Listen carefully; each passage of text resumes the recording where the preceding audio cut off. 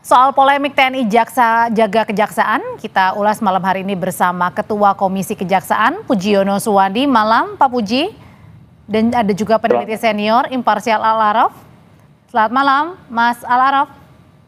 Selamat malam, Mbak. Ya, saya mau ke Mas Al-Araf dulu. Mas Al-Araf, kalau menurut Anda setuju nggak sih dengan penambahan tugas baru dari TNI ini untuk menjaga kantor kejaksaan?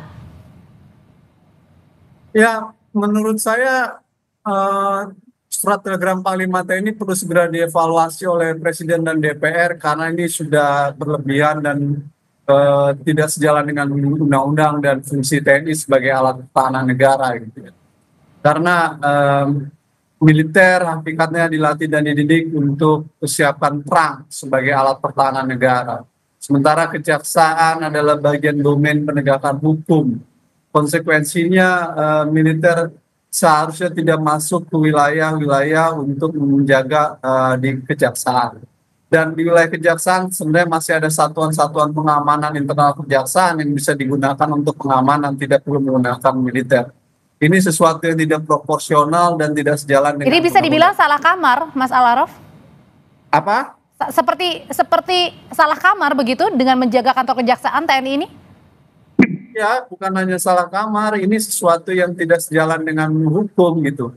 Biar bagaimanapun dalam negara demokrasi itu harus ada spesialisasi fungsi dan tugas. Intelijen tugasnya deteksi dini, kejaksaan, polisi penegakan hukum, tentara itu untuk pertahanan, birokrasi sipil untuk melayani masyarakat. Konsekuensinya militer tidak diperlukan untuk masuk dan menjaga wilayah penegakan hukum dalam kejaksaan. Karena itu sesuatu yang berlebihan dan akan menimbulkan persoalan. Secara hukum juga ini menurut undang-undang tidak sejalan. Kalau menurut jubir Panglima TNI menyebutkan ini adalah sesuatu yang berdasar MOU tahun 2023, saya sudah menyampaikan di DPR waktu RDP Undang-Undang TNI, MOU itu melanggar Undang-Undang TNI. Karena hanya bisa dilakukan melalui keputusan Presiden. Oke, kita bahas satu-satu dulu ya. Tadi kalau Anda nilai ini terlalu berlebihan ya, tapi di satu sisi Kapuspen bilang ini tidak terlalu berlebihan. Kok kalau dari Komjak sendiri ini setuju apa enggak dengan penambahan tugas barunya TNI menjaga kantor kejaksaan? Ya, tadi sudah disampaikan oleh di Puspen TNI ya, dan juga Mas Araf juga sudah menyampaikan dalam perspektif yang berbeda. Semuanya saya pikir muaranya sebenarnya sama. Kita punya kesepakatan untuk penegakan hukum yang fair, yang adil dan segala macam. Itu satu. Dan kalau kita lihat komitmen Pak Prabowo dalam menegakkan hukum itu kan begitu kuat.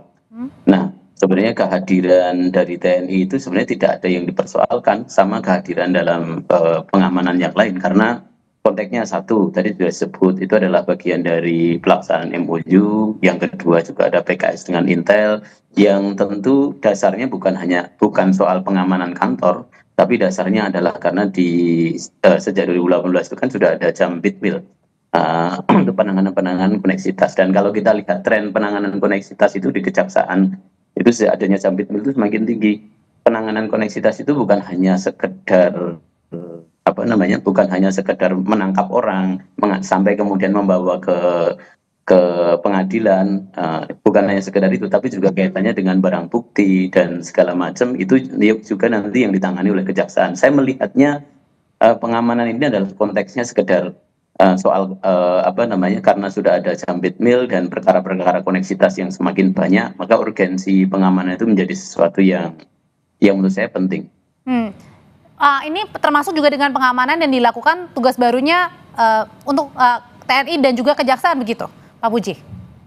Iya, jadi karena perkara koneksitas yang semakin tinggi, semakin banyak ya, secara kuantiti ini semakin banyak, dan sitaan terhadap barang-barang bukti yang kita lihat juga kemudian juga semakin banyak, maka butuh pengamanan dan komitmen dari Panglima TNI. Tapi banyak orang juga yang takut bahwa kehadiran TNI ini bisa memengaruhi independensi apa yang sedang dikerjakan oleh jaksa, misalnya dalam meneliti sebuah kasus. So far kan tidak ada persoalan kan. Jadi kejaksaan tetap kemudian independen, tidak berada di bawah institusi lain selain di bawah presiden. Sehingga pengamanan ini kita lihat hanya soal kemudian ini wujud dari pengimplementasi karena ada Jambit Mil. terus kemudian ada apa namanya tadi saya sebut ada PKS antara Jamintel dengan Puspom TNI, terus kemudian perkara koneksitas yang semakin tinggi, maka itu butuh pengamanan, dan pengamanan ini hal-hal yang wajar saja kok sebenarnya, kan dalam undang-undang TNI juga. Tapi urgensinya apa, Pak Puji? Urgensinya? Ya, karena kan ancaman, gangguan, tantangan dalam penanganan perkara koneksitas ini semakin tinggi, dan kita tahu kan beberapa case misalnya soal apa namanya ketika penanganan perkara-perkara yang melibatkan pelakunya adalah TNI, dibutuhkan kan nanti proses yang lebih ekstra, dan konteks itulah yang kemudian saya melihatnya di situ.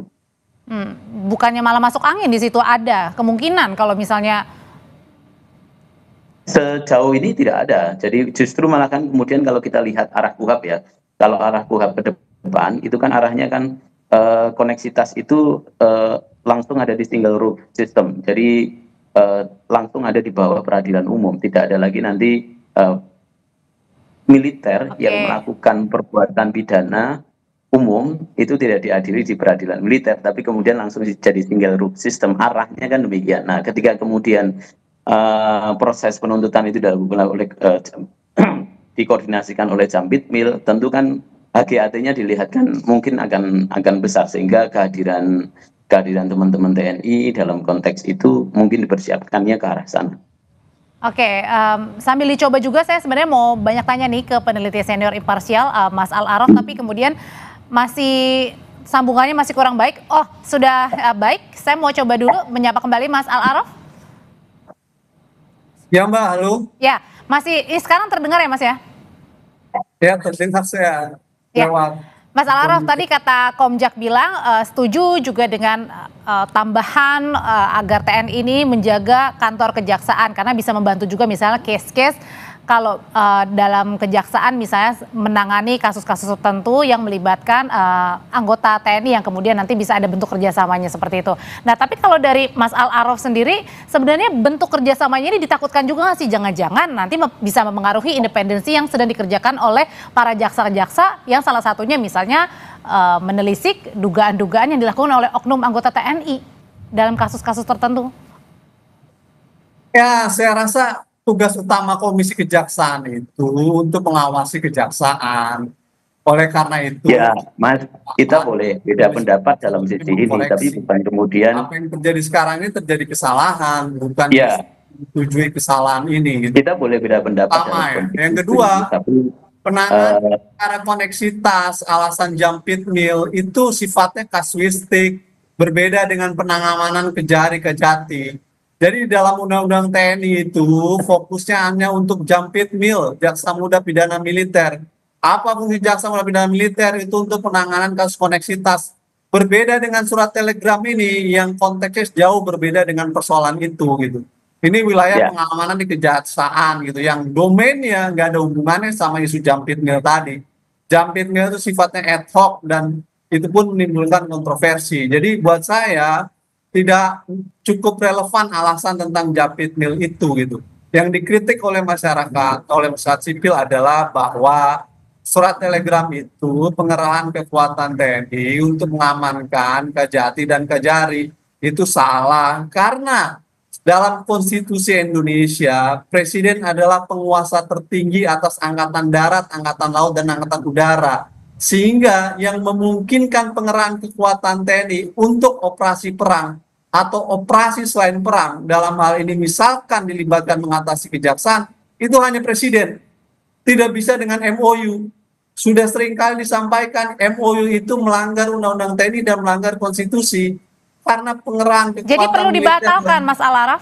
Itu hanya bisa dilakukan oleh keputusan Presiden sesuai konstitusi. Perlu dibatalkan MOU-nya atau perlu dikaji ulang? Bahwa Presiden adalah penguasa tertinggi atas angkatan laut, angkatan darat, dan angkatan udara, sehingga hanya Presiden yang bisa mengerahkan, bukan Panglima TNI dan juga bukan melalui surat telegram. Jadi ini kekeliruan yang serius gitu, dan harus segera dikoreksi gitu. Saya berharap kita harus mulai berpikir secara lebih objektif dan konstitusional. Jangan tarik-tarik militer ke dalam wilayah-wilayah penegakan hukum, pengamanan seperti ini. karena ada tugas-tugas dan fungsi utama dia yang dia harus bekerja secara lebih serius, yakni menjaga kedaulatan negara. Apalagi secara geopolitik kita menghadapi tantangan Nah, serius loh Mbak. oke. Persoalan perang Mas Israel, Alaraf. perang Hmm. India, konflik Laut Cina Selatan, Ukraina, Rusia. Jadi tentara kita harus dipersiapkan untuk menghadapi perang, Oke, bukan untuk menjaga menjagakan kedaulatan negara itu yang terpenting ya. Kembalikan lagi ke tugasnya TNI ya. Mas Alaraf, saya mau tanya pendapatnya ke Mas Puji, Pak Puji. Gimana tuh Pak? TNI kembalikan saja lagi fungsinya bahwa ya menjaga kedaulatan negara, menjaga NKRI. Ya, kan clear itu. Kalau mau kita kemudian mau ketidaksetujuan itu kan pelaksanaan itu kan dasarnya norma. Ya, norma itu kan diregulasi. Dan kalau kita lihat di regulasinya baik di Undang-Undang TNI yang lama maupun Undang-Undang TNI yang baru, itu kan TNI itu bisa memiliki 16 fungsi. Nah, salah satu fungsinya adalah menjaga tempat-tempat vital, dan kejaksaan itu dalam konteks penegakan hukum itu dianggap sebagai alat vital yang bisa kemudian TNI itu turun di situ. Nah, kalau konteksnya kemudian ketidaksetujuan itu ya kemudian kan normanya ini yang kemudian harus di-challenge. Nah, gitu. Nah, apa yang kemudian dipersoalkan bahwa TNI dalam konteks itu hanya melaksanakan norma saja yang sudah ada itu.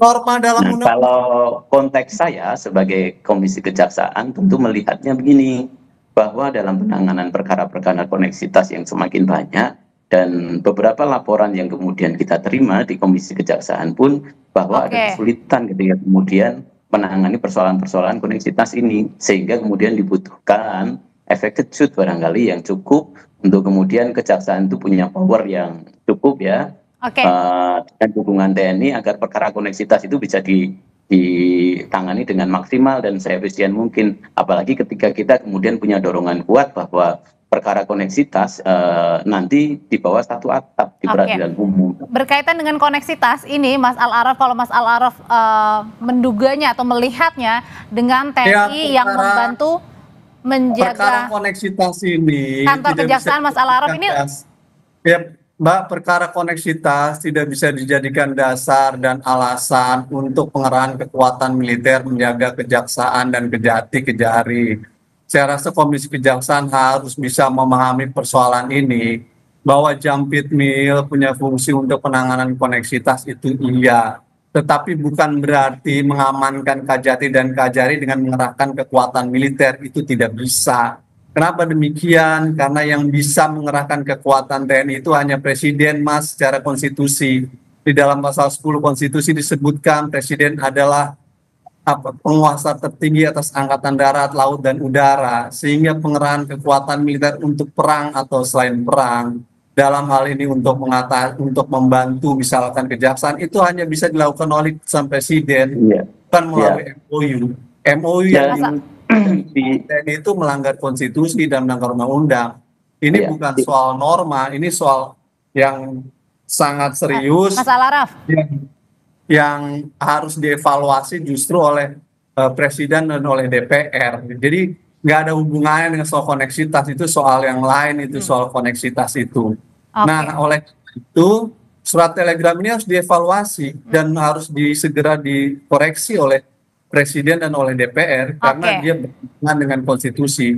Jadi saya berharap Komisi Kejaksaan jangan membenarkan sesuatu yang salah dan keliru. Gitu. Artinya karena perlu ada evaluasi ya dari Mas Al-Araf ya. Nggak bisa ini juga gitu.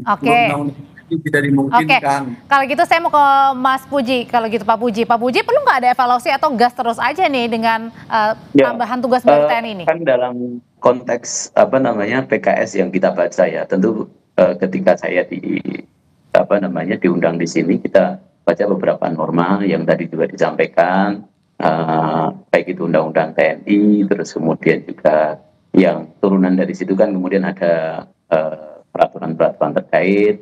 Nah, terus kemudian juga ada MOU yang mendasari ada Jampit Mil, terus kemudian juga ada PKS. Nah, dalam PKS antara Puspom TNI dan Jampit Mil itu kita melihatkan bantuan pengamanan itu memungkinkan memang.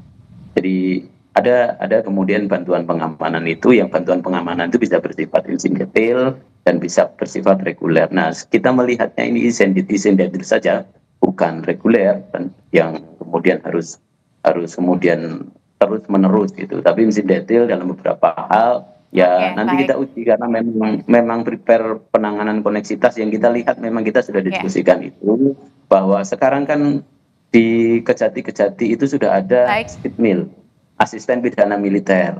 Dan nanti kalau itu kemudian perkaranya semakin naik, dulu hanya ada Kejaksaan Agung nih. Kemudian kan kemudian ada Aspid Mill, dan kalau nanti perkara koneksitas semakin naik, tentu akan kemudian turun kepada kejari-kejari yang ada di Indonesia. Dan ini bagian dari persiapan ke arah sana kita melihatnya.